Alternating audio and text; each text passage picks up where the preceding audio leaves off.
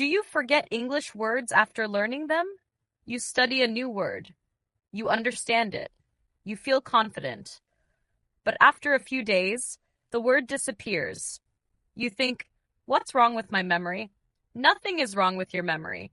The problem is not your brain. The problem is the way you learn. Many English learners only look at words, or they only listen to words, but they don't use the words. And when you don't use a word, your brain thinks it is not important, so it deletes it. This is how the brain works. Let me give you a simple example. The word is decide. You probably know this word. You know its meaning, but knowing is not enough. Today, say this sentence. I decided to learn English. Say it again. I decided to learn English. Now change the sentence. I decided to watch an English video. Good. Now the word is working. Now your brain is paying attention. This is real learning. Many people try to learn 10 or 20 new words every day.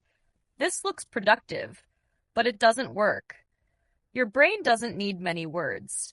Your brain needs repetition. So don't learn 10 new words today. Learn one word. Use it in 3 sentences. Say it out loud. Write it down. And use it again tomorrow. This is how a word stays in your mind. Learning English is not about speed. It's about connection. When a word connects to your life, you don't forget it.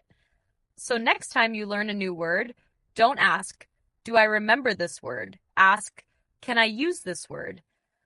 Because learning is not remembering. Learning is using. If this was helpful for you, subscribe to this channel. I share simple English to help you speak with confidence.